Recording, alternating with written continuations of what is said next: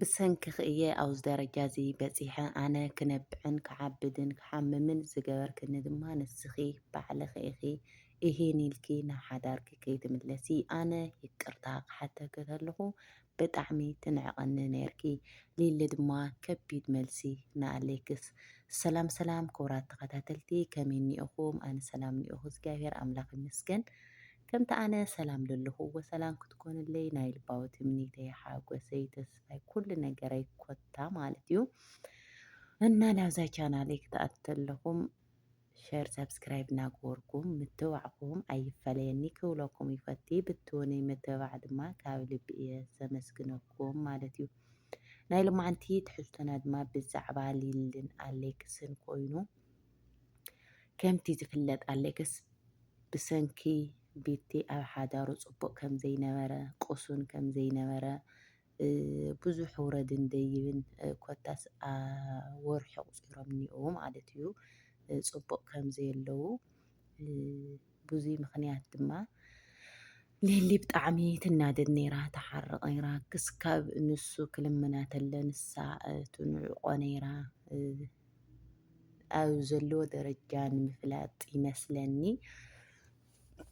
ይቅርታ ኢሉ ብኣፉ ክናገራ ተሎ ያነ ብቃሉ ክናገራ ተሎ ይቅርቱ ክትቅበሎ ኣይከኣለትን ናይ ግድን ተደቢርካ ይቅርታ ክትሓተኒ ኣለካ ኢላ ብጣዕሚ ትከራኸሮ ተባሻጥየ ነይራ ክመፅእ ተሎ ናብ ገዛ ንቤት ሒዙ ደሞ ቅሳነት ኣይትወን ነይራ ዋላ ሓንቲ ግዜ ማለት እዩ ብጣዕሚ ቅሳነት ትኻልኦ ነይራ እና ብዙይ ምክንያት ድማ ኣሌክስ ናብ ገዛ ምምላሽ ሸልትይዎ ይናደድ ነይሩ ደገ ደገ ይብል ክስካብ ሳንጡቕ ክስካብ ህዚ ኣይምፅአን ማለት እዩ ቤተሰብ ማለት እዩ።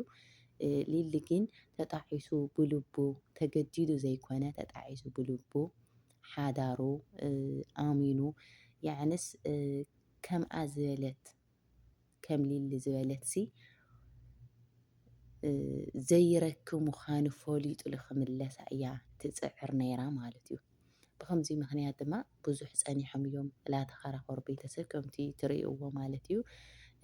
ቤቲ ድማ ትመላለስ ነይራ ምስኡ ካብዳ ለወይኑ ኣፋ ለወይኑ ኮይኑ ምስኡ እናተመላለሰት እናሃለየት ኣሌክስ ለሓዳሩ እዩ ልደሊ ኣሌክስ ናብርኡ እዩ ልደሊ ንስኺ ኢኻ ሓያል ንስኺ ኢኹ ንኡ ትፀርፍዮ ንስኺ ኢኻ ቅሳነት ትኻልእዮ ኢላ ብጣዕሚ እያ ትምልሰላ ነይራ ማለት እዩ።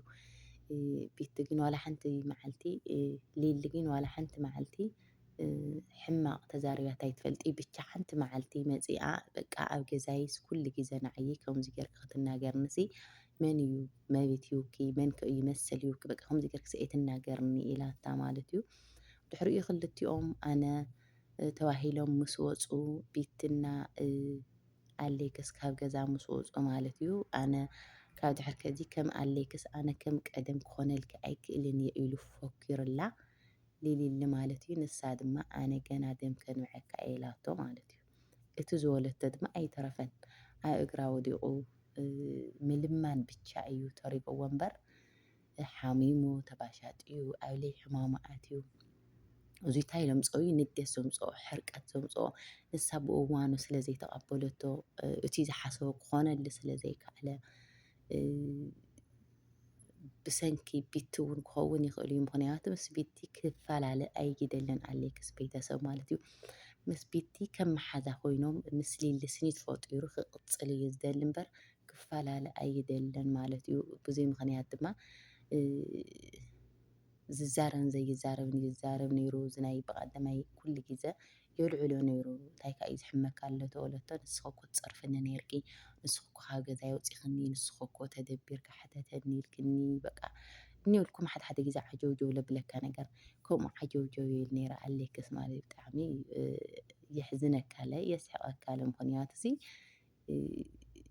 እንድዒ በቃ ማለተይ እቲ ዝገበሮ ነገር ባዕሉ ናይ ባዕሉ ጉድኣት ናይ ባዕሉ ጎደሎ ዝሃለወሲ እቲ ናይ ባዕሉ ጎደሎ ግን ናብ ባዕሉ ተመሊሱ ወይ ከዓ ክሓምም ወይ ከዓ ዝኾነ ነገር ክገብር ተላ ሓደ ሰብ ይገርመካ ማለት እዩ እና ብጣዕሚ እዩ ዝገርም ማለት እዩ። ከም እትሪእዎ ሓሚሙ ብጣዕሚ ሊሊ ድማ ደንጊፃ ብጣዕሚ ብእውነት ግን ሊልስ እንድዒ ብምንታይ ኣገልፃ ብጣዕሚ እያ ርህርህቲ በቃ ከምቲ ትሪእዋ ኣለኹም ብጣዕሚ ኣረርቲ በቃ ላሰሓቐት ገለ በቃ ንዕኡ ክትብል ንዕኡ ክተጨንቕ ኣይደለየትን። ኣነ እኮ ክመፀካ ኢለ ነይረ እየ ኣነ እኮ መሓዙትካ መፂኦም ስለ ዝለመኑኒ ተይኮነ በቃ ባዕለይ ሓሲበለ ክመፀካ እየላወልኩ ነይረ ከምዚ ሓሚምካ ኣብዚ ደረጃ እዚ በፂሕኻ ግን ክሪአካ ኣይደልን ነይረ ምንም ክግበር ኣይኽእልን ኣይዞኻ በቃ እንታይ ከምፀአልካ እንታይ ክትበልዕ እንታይ ክትሰቲ እንታይ ክትገብር በቃ ኩሉ ነገር ትብሎ ነይራ ማለት እዩ።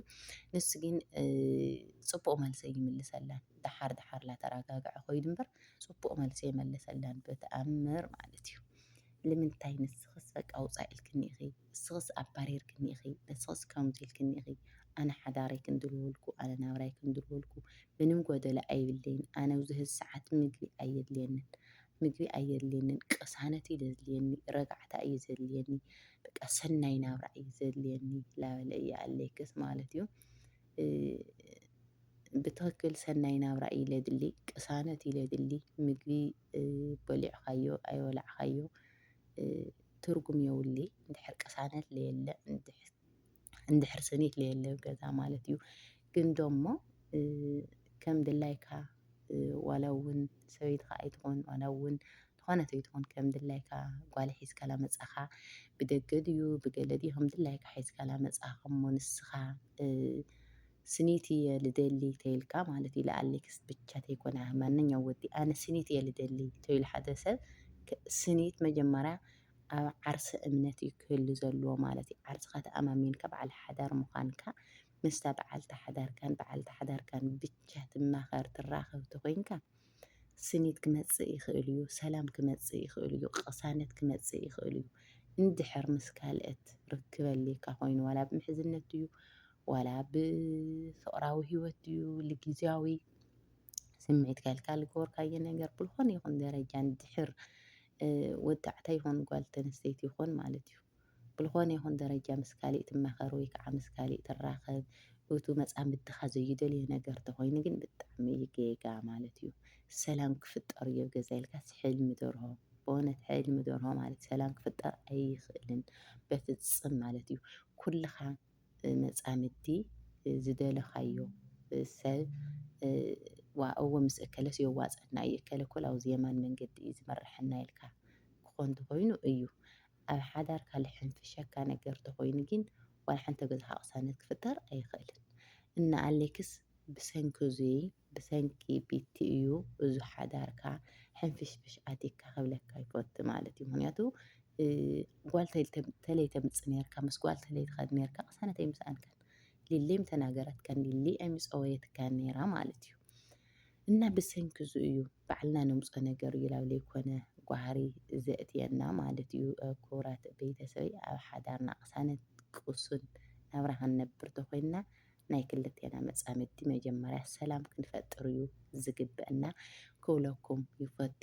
ኣሌክስ ድማ ምሕረት የውርደልካ ላብ ፍቅርኩም ላብ ስኒትኩም ተመሊስኩም ድማ የሪአና ክብለኩም ይፈቲ ማለት እዩ። ናይ ሎማዓንቲ ትሕዝቶይ እዚኣ ትመስል ነይራ ተተመቻትኩም ሸር ሳብስክራይብ እናገበርኩም ምትባዕኩም ኣይፈለየኒ ክብለኩም ይፈቲ። መሃረ ዘበለ ርእቶም ድማ ኣብ ኮመንቲ ክደፍለይ ስሰናዩ ጥጥዑሙ ኩሉ ለበለ ለኩልኩም ሰላም ንህዝቢ ትግራይ ድማ የውርደልና ክቡራት ተኸታተልተይ ባይ ባይ ፍቱቱ የለብለኩም ይመቸይኩም።